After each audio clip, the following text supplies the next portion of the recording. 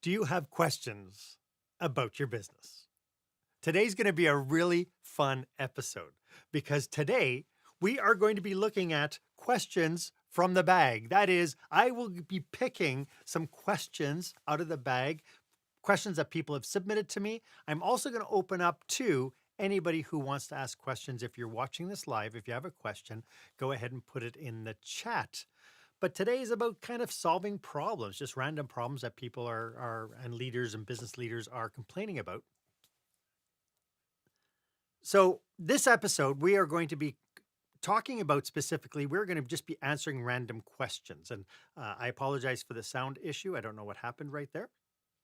But the question I pulled was, I've been hearing the term quiet quitting. Shouldn't I just fire anyone who's being lazy and not performing? That was the first question I pulled. And I love this philosophy of quiet quitting, in that what makes quiet quitting different from disengagement is that quiet quitting is an intentional level of disengagement, where disengagement as a whole is people evolved within their culture, within their work environments to become disengaged. And there's a lot of reasons why that would happen. There's, the issue of not being heard, not being valued at work. Your contributions don't matter. You just feel like you're going in, you're just going through and doing your routine, and really nobody really cares. You're just there to be a checkbox, or you're just there to be kind of the factory worker component of the business. And people want a lot more than that. Where quiet quitting is different is that quiet quitting is all about people looking at their work life balance and saying, I am not going to do what my grandparents did. I'm not going to do what my parents did and give so much time to a particular organization and work themselves to death, being disengaged from their family, not having any kind of work life balance, and so on. They're turning around now and saying, my mental health is important to me, and I am just going to do what I'm being paid to do, but then that's it. It's not about laziness. And so the big challenge, I think, when it comes down to quiet quitting is I belong to a lot of nonprofits, and I have a lot of passionate people who are not being paid, and yet they're working their tails off. And so why is that? If quiet quitting is such a big deal, why is it that when people are passionate about what they're doing, they give their whole self into it? They really jump in with both feet and they give of themselves. So my challenge is, if quiet quitting is the big challenge that you're facing, maybe you should be taking a look and seeing who is falling into this realm of quiet quitting, and what are their passion points? What's the stuff that makes them wake up every morning engaged and wanting to absolute kind of fly? I think this could be the differential, because I really think that if somebody loves to play baseball, like loves it, or they love basketball and they get out on the court, they give their all. They're dedicated. They want to learn, they want to develop, they want to push themselves forward. So is there aspects of the business within your business that people can start living their passion points? I hope that helps. Again, more than happy to have some comments in the comment box. If you want to push back, if you ask, this spawns a different question, please go ahead and put that in as well. Let's get on to a second topic. I've only seen these questions, by the way, just to copy and paste them onto a sheet that I could play with. So this question is, the labor shortage is killing us. We are running constant overtime, which is so expensive. My people are tired. There doesn't seem to be an end in sight. I hire someone and within months they quit. It's a revolving door. It doesn't seem like people want to work anymore. This is funny that this one comes right after we talk about quiet quitting, because this does have, there's different ramifications here. Let's talk about labor shortages. Yes, the almost post-pandemic era, now we're seeing that a lot of the entry-level positions are vacant. People are struggling to appeal to people. I was just at the Canadian Federation, the Canadian Chefs Federation gala, and I was talking to some people at the table about the fact that it's so hard for them to be able to find staff. It's hard to find these people to come into the work, and the truth remains is that through COVID, people got laid off. They started finding other jobs, and they then realized there's probably jobs easier than hospitality, where I can have regular hours. I don't have to work weekends or holidays and this sort of thing. Whereas hospitality, the grind is um, it's pretty consistent that um, you have to contribute your all in order to make it work. So this idea of the constant overtime and the fact that people are tired, uh, we are asking a lot of the small group of people to do more things. We're trying to do more things with less resources, but I think that if the industries would get together, I think we could help solve some of this. The one thing that comes to mind is job share programs. Now, you might be thinking, but Mark, people are working overtime, they're tired.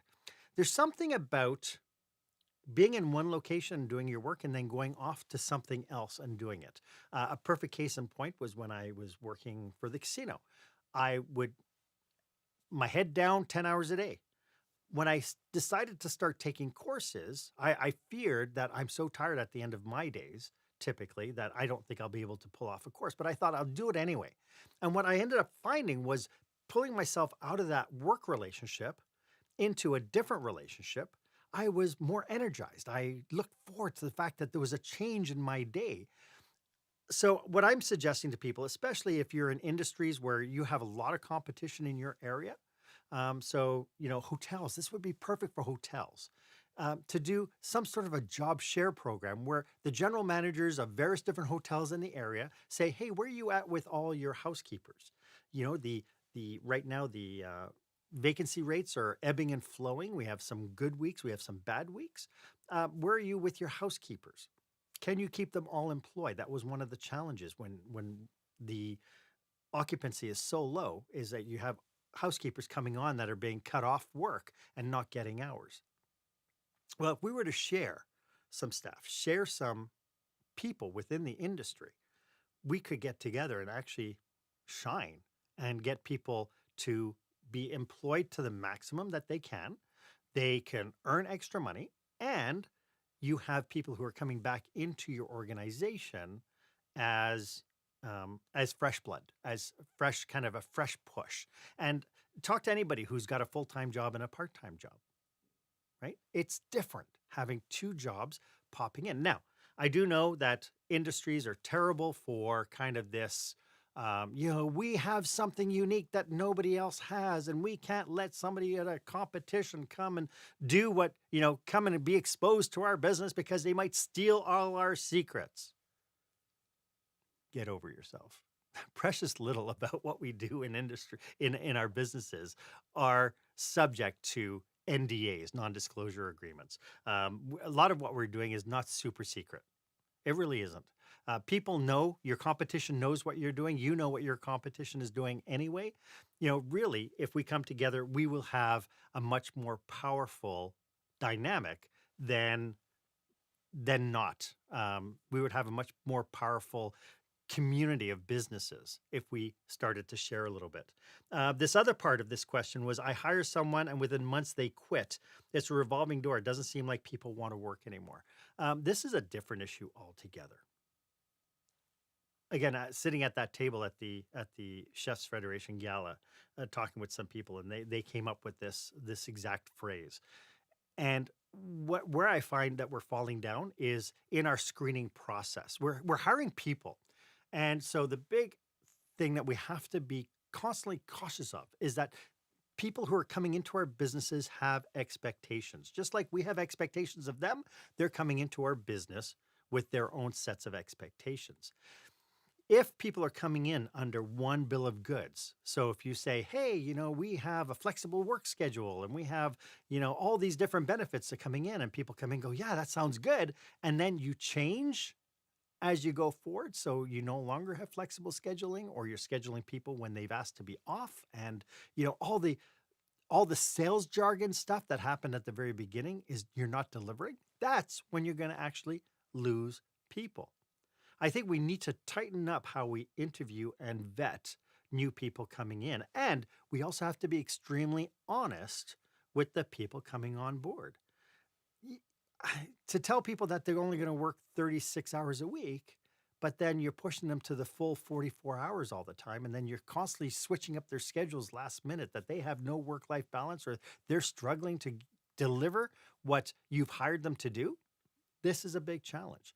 So it's really, the solution to this is really twofold. Number one is have a really strong hiring parameter. Who are you hiring? What kind of personality are you hiring? What are their values? Do they meld up with you?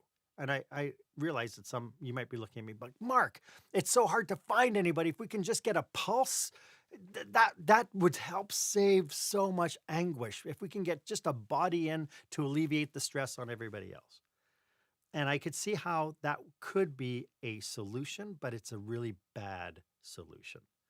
Because I bet you in 6 months' time, you're going to be looking at this person going, what the heck did I do?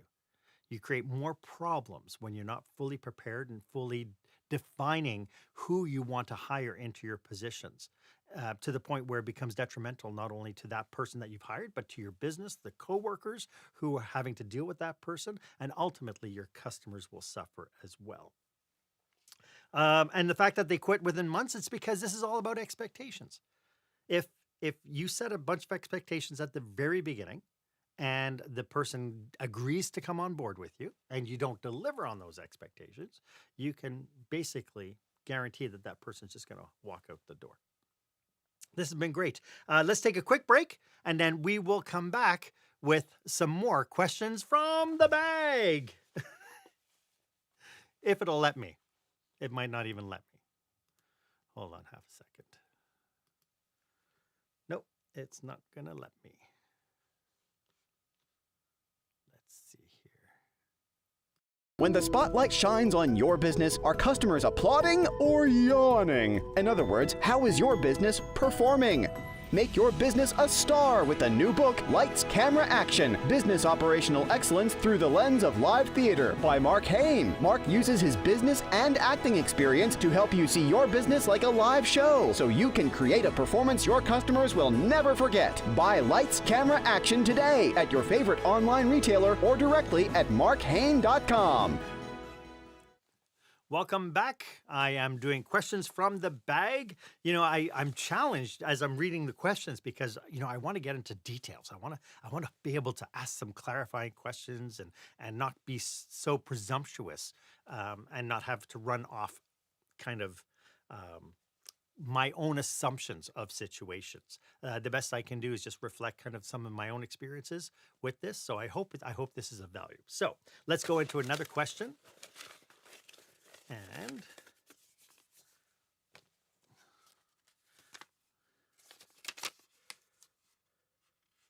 oh, this is another HR one. Wow. That's like 3 in a row. I promoted one of my best cooks to kitchen manager. He was great as an employee. He was respected by the team and always had great ideas to make things better. And he was an amazing cook. But now the staff feels that the power has gone to his head. There's a constant conflict and pressure, and people have quit because of him. We've talked about this before on this show.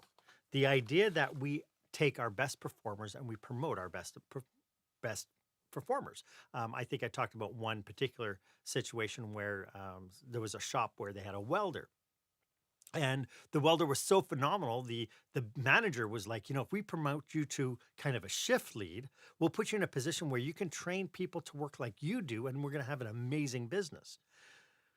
What you end up doing is putting a lot of pressure on this brand new leader. So my first question to this person would be, if I could clarify this, you promoted your best cook. What leadership training did you give him? This is huge. Promoting a cook who has the capacity and competency to be able to put out great meals, has great timing, and be able to do things. And this is the same thing for anybody in a technician role, which is essentially what we're doing. We're hiring people who are in technician roles, who are really good at what they're doing. And then we're saying, what we want you to do now is change your skill sets and become a people person. We want you to become a people leader. We want you to not only manage things, but lead people. But we've not given them the training to be able to do that. And so we have a sets of expectations when we promote this cook into a kitchen manager position, that he's going to be able to do scheduling. He's going to be able to quash whatever conflicts he has within his team. He's going to come up with new menu ideas and new things to be able to keep the flow of things going. We're going to ask him to hire people. And it's like all these things require training. And I bet you, if I was to talk to whoever wrote this question and ask the question, what leadership training did you provide him? It would be 0. Chances are what I would get is I would get a response of, well, we provided him with mentorship. He could come to me anytime for coaching.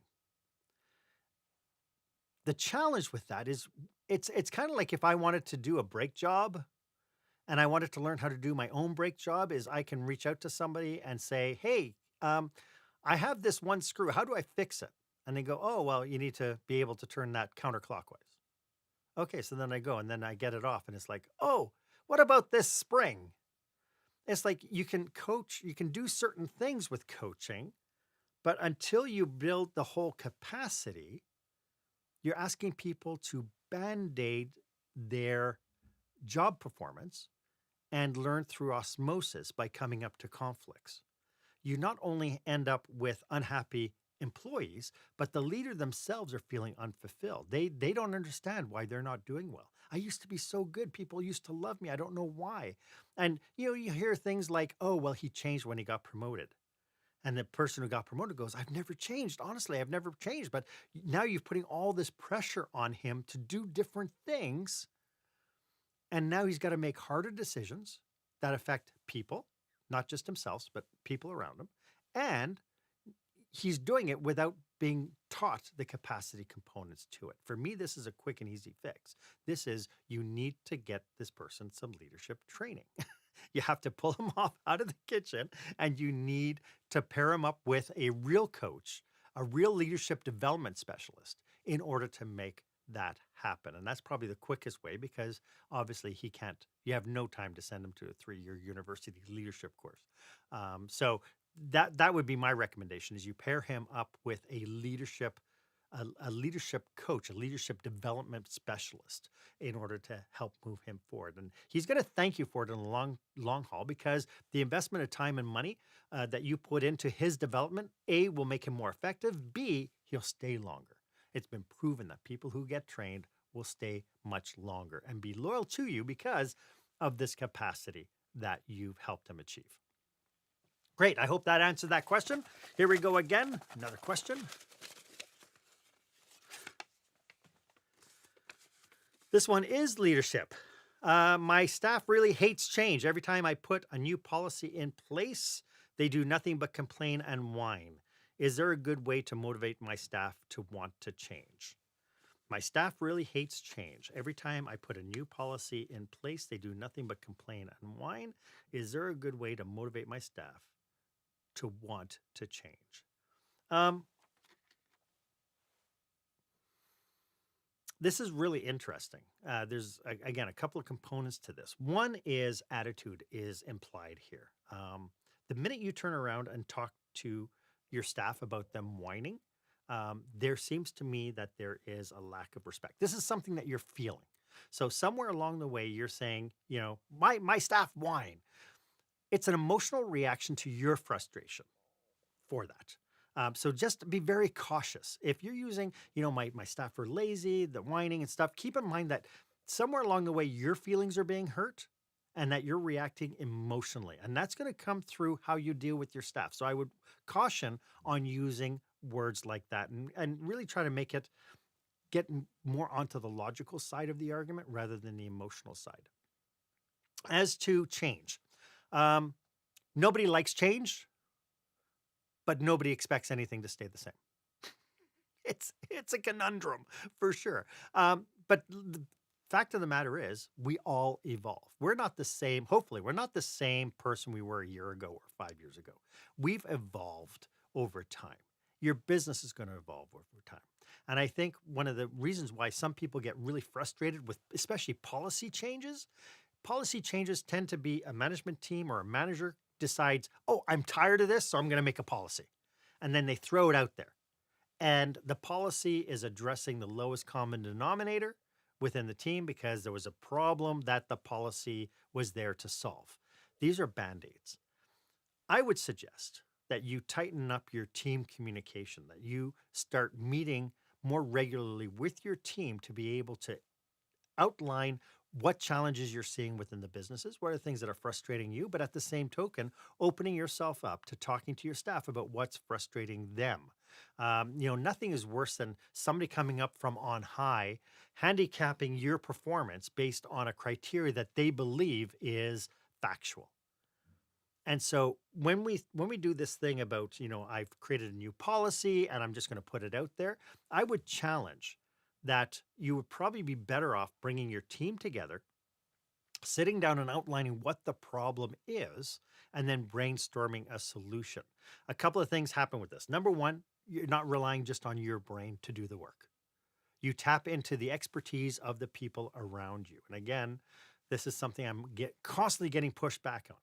My minimum wage employees are minimum wage unskilled people. They have no expertise. And it's like, excuse me? The people doing the work every single day when I go into a hotel, the housekeepers know the rooms intricately. They know the flow of the processes that they have to do each and every day. Without us being able to sit down with them and help them understand what challenges we have in our business and then help letting them lend their voices to it. If we just rule from on high and just tell them what their reality is going to be, of course, you're going to get people who are going to be upset by it and people who are going to be challenged. Again, it's kind of like if we decide to play a game, right? If you and I get into a game and a third of the way through, I change the rules. How frustrating would that be? Okay, maybe not so much the first time, but what about the second, third, and fourth time? And so people who they don't like change or they're quote unquote whining because of the change that you're bringing forward, usually it's because they're not included in the process. They don't understand why you're doing it. And the end result is complicating their lives. So I encourage you to bring your people together and explore any changes you want to make in your organization, in your corporate culture, in your leadership teams, in your processes. Bring them together, outline what the problem is, and see if you can come together and formulate some bigger questions. I'll tell you, nothing is more empowering than telling your staff, guys, I have a problem and I don't know what to do about it. I need your help. So I hope that helps. Again, if you're watching this, if you're watching the replay of this, please put comments in the comment box. I'd love to kind of go back and forth a little bit, hear your reality. You might hear something I said and you go, well, that doesn't work in my reality at all. I'd love to understand what that reality is. And of course, if you have questions or if you would like to get together and kind of open up your business with your team and you want to explore some solutions and stuff, feel free to book a time on my online calendar. This is so much fun. Okay, we are 27 minutes in, 28 minutes in right now, so we're going to do maybe time for a couple more. Let's go to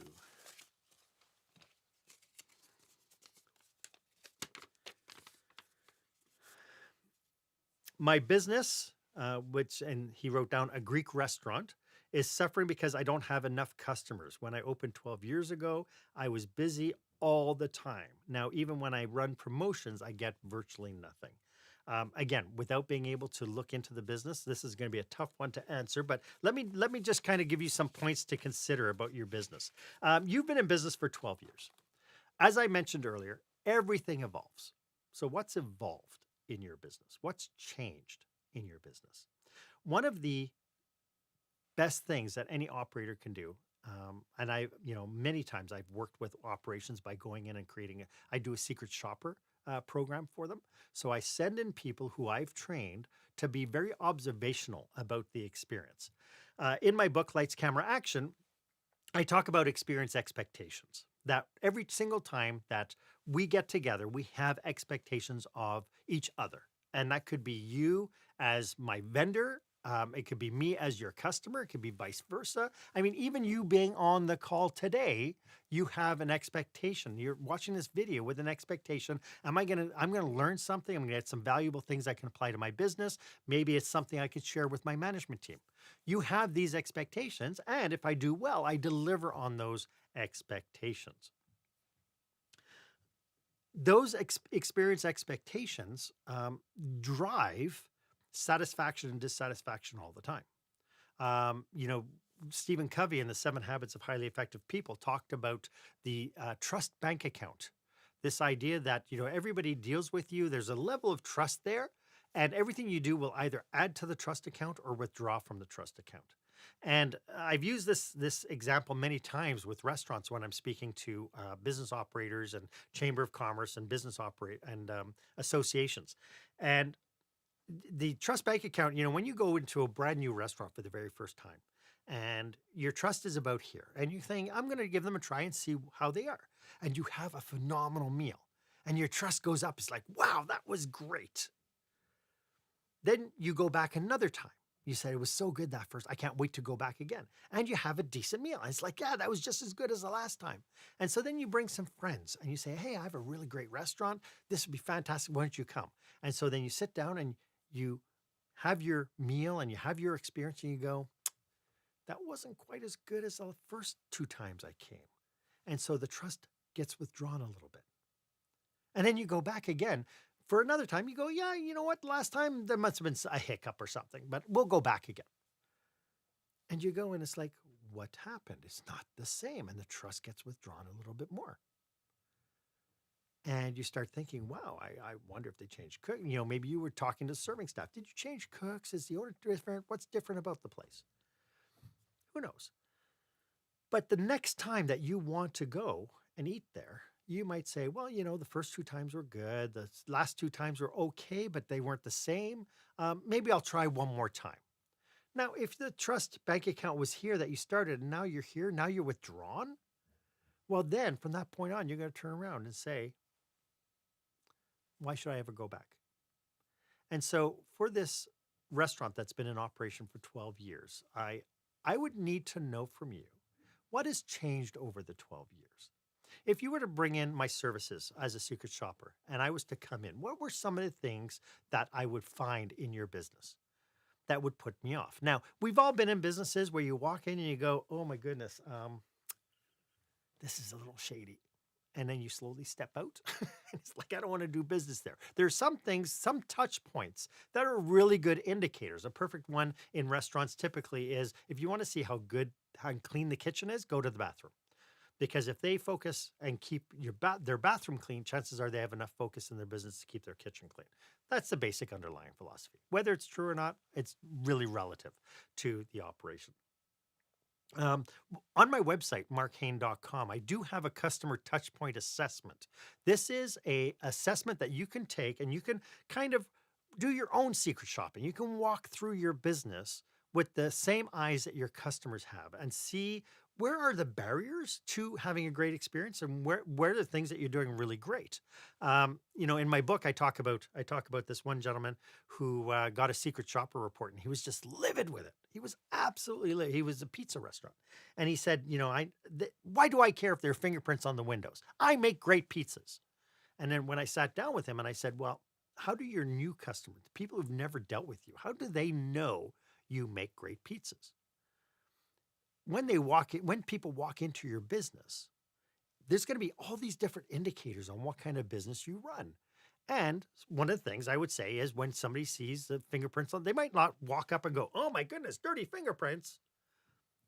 But it's like a sum game between the dirty fingerprints, the squeaky door, the sticky tables, the server not bringing you cutlery. All these things add up and you go, this doesn't look like a business I want to ever come back to.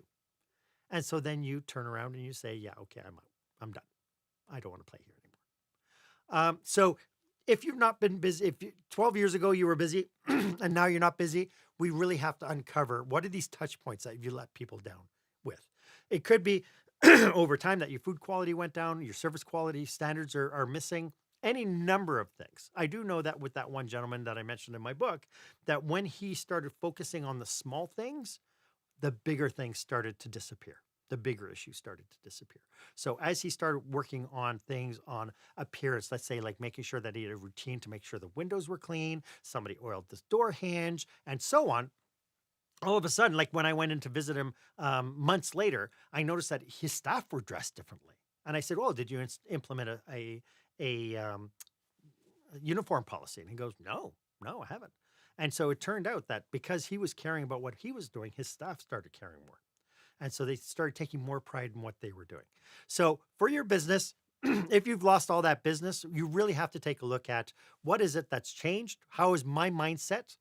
First and foremost, everything starts at the top. I hate to tell you, if your business is suffering, you can blame the customers all you want, but it's your problem, and chances are is you are probably the seed of the cause. And I know that that's probably going to make you say, "Oh, I've had enough of this guy," and you'll hang up you'll kill the replay. But the bottom line is everything does start at the top. And so if you could look at how have I changed over the years? How have my expectations changed over years? How do my customers rate me? Something else that you could do, go and check your reviews. Go look on um, Glassdoor for your employees, Indeed.com for your employees, any of the TripAdvisors, Expedia.com, Google reviews. Take a look. What are people saying about you? And I challenge you to do it in a way that you're open to the feedback.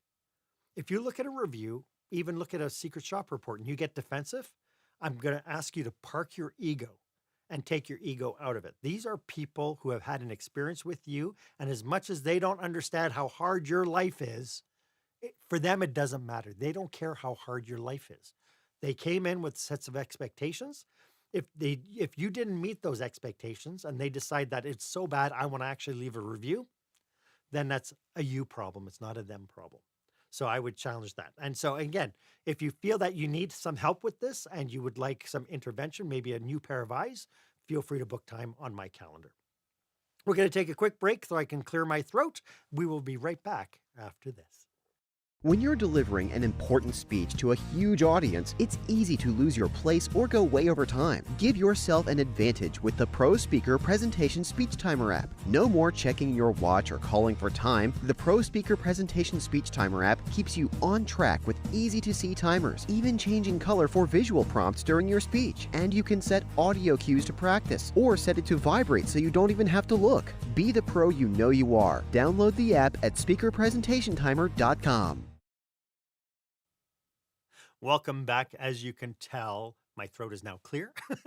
But as you can tell, I'm super passionate about this, the stuff that we talk about here on the show, around leadership, business operations, and so on. I do believe that most of us have never been trained in business operations, where, to the point that I talked about at the very beginning, we tend to be technicians first, and then we build a business around what we know, but we've never been trained in human resources or marketing or business operations or leadership and so on. And so sometimes getting an outside view of stuff really is helpful. If you think that what I've been talking about today is helpful and you belong to an association or an organization that you feel could use my help, please go ahead and book yourself on my online calendar. I would love to serve you. It's what I live for every day. It's what gets me out of bed every single day, is to know that I can help people who might not have the exposure to the experiences that I have had over my 30 plus years working with business operations and businesses. I do know when I've gone into businesses and they look like they haven't been cared for, I know that a lot of times that becomes situational.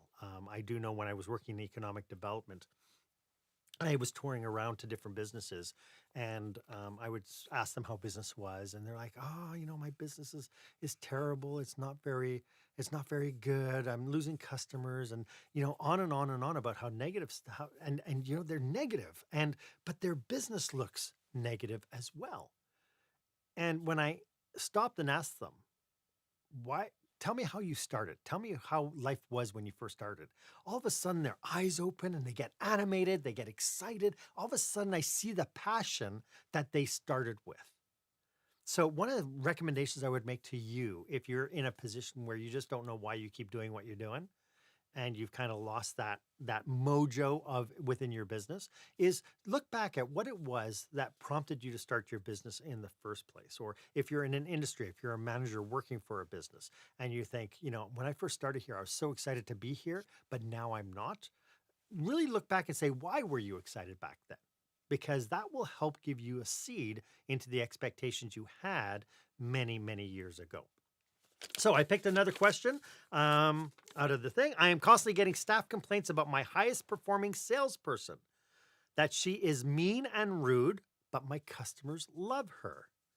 She generates more sales and makes more commission than the next two salespeople combined. I've spoken with her, but think people are jealous of her success. Boy, would I love to get into this.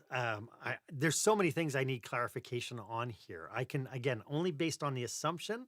I had a really great person working for me when I was working in casino.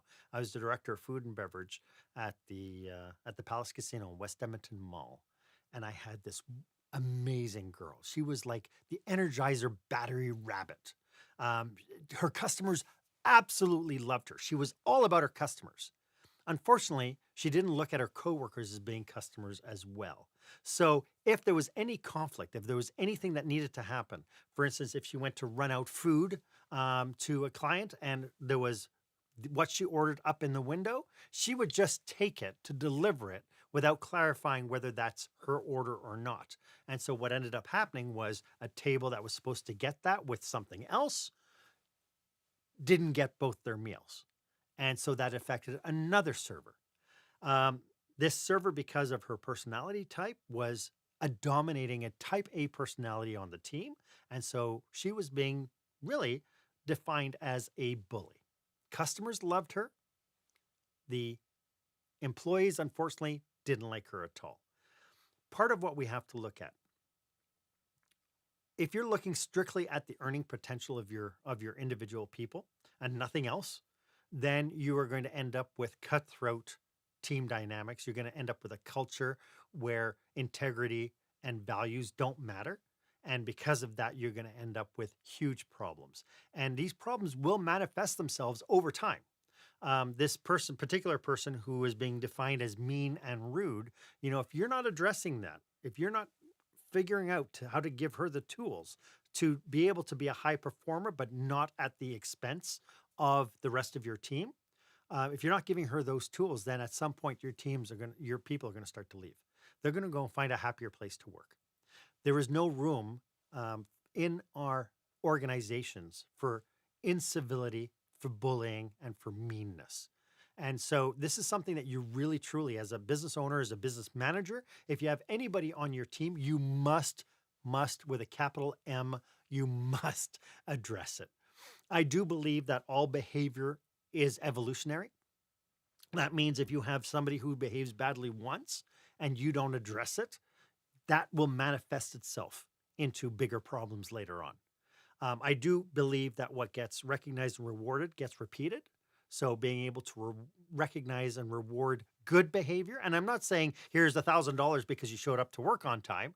It is you recognizing that people are doing good. You're recognizing that you are having conversations with people and recognizing specifically what they're doing well. Hey, Donna, I just overheard part of that conversation you had with that one client. You did really well because he was pretty choked and you de-escalated him so well. Thank you for doing that. Well done. Now, you might turn around and go, but that's so patronizing. And maybe it can be. But if your intent is real, if you really truly want to celebrate the people who are working with you, then it's not patronizing. If you turn around and you really appreciate what Donna did because what she did was extraordinary, I promise you that the next time she has a difficult customer, Donna is going to use the same tactics that she learned got her the reward and the recognition before. So with your mean and rude person, I bet, and the fact that you've even put down here that she generates more sales and makes more commission than the next two people combined, you're celebrating sales. As long as you celebrate sales, you're going to have this. So what you really need to be looking at as far as your team culture is concerned is sales the biggest value that you have? If it is, then I can promise you at some point that you are going to end up with huge business problems over the long term. You're creating, as Simon Sinek would say, you're creating a very finite working environment. You're not playing an infinite game where you're going to be lasting for many, many moons because your systems don't support that. So I would strongly recommend that you sit down with your staff individually, find out exactly what makes her mean, find out what are the behavior, what are the triggers that they find that makes her mean. Is it when she loses a sale or when she's had a tough conversation with a client? What is it that she manifests it then with the rest of the team? Find out individually. And I'm not saying this is a tattletale, whatever. What you need to do is you need to find out what are the behavior dynamics that you don't see as a manager, because I have a sneaking suspicion if she's rah, rah, rah, rah with her coworkers, as soon as she sees you, she's like, hi, how are ya? And so you're not going to see some of the team dynamics. So being able to sit down and do a 365 evaluation with her, find out the people around her, who is she serving internally, how are they dealing with her, who is serving her internally, how are they dealing with her, and so on, and get a really good picture. And then you can sit down and say, as I've been looking at our team dynamics here in our culture, I've noticed that whenever you lose a sale, you tend to get a little persnickety. We need to address how are you going to work through some of the dynamics that we're seeing, and making sure that you can work with the team. It really is looking at values first.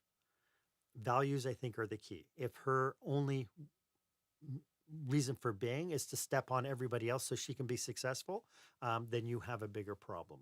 And I hate to say it, but you might have a cancer on your team, and a cancer needs to be treated if you want to have longevity in your business. I hope that helps. As you can tell, I'm super passionate about this as well. I've had lots of issues. I remember driving in as a young manager, having to deal with a very difficult cancer in the business. And I remember thinking to myself as I was driving to work that how I deal with this one person will define the kind of leader I am. And it's imperative that we reflect those values as we move forward. I think we have time for one more, and then we'll wrap up our show for today. So one more, hopefully it's a quick one. I've been running a brick and mortar retail business. Amazon is killing my business. I have lost so much business to them. It's not right. I have to pay business taxes, upkeep, labor. My costs keep going up and my revenue is going down. Help. Oh, I have heard this time and time again. The challenge with Amazon is that they're convenient, and that's what people are buying. The convenience of being able to have home delivery and so on is what you're competing against. What Amazon doesn't have is they don't have human interaction. They don't have advice. They don't have the ability to build human relationships. I had this discussion with a hardware store owner, and one of the things that they decided to do was they decided to start their own delivery business locally with whoever bought stuff from the hardware store. They decided they were going to do free delivery. Now it's a relatively small community where I live, but what a difference that makes. That it's not just a faceless person dumping goods onto your porch. They're actually helping you load in your stuff, your purchases. They're coming to the door. They're treating you as if you're a human being. We have a lot of ability to be able to shine within the realm of internet-based marketing. And Uber started up specifically because people in San Francisco were tired of the taxi systems. The Airbnb started taking hold because people were tired of just the cost of staying in a hotel when all they wanted was just someplace to sleep, someplace I'm visiting and I need to come in, go out, and so on. And so all these disruptive technologies have happened because they're fulfilling a need, and that is convenience. More than anything else, that is convenience. I would suggest that as a business that's running a brick and mortar, that you get out into your community more. Get out there, get, Lions, Chamber of Commerce, whatever fundraisers you have out there. By putting yourself out as being a community contributor, people are going to be more likely to want to take time, get in their car and drive to you and shop with you. When people come into your store, take a look at what is the experience that they're getting. Do they come into the store, look for stuff, and then you have people going, I don't know, it's in aisle 12, right? And you just leave them be. Or do you have people who are there saying, so what problem are you solving today? Oh, you're in a hardware store. Oh, you're plumbing. Oh, yes. Okay. So what kinds of things? And have knowledgeable staff.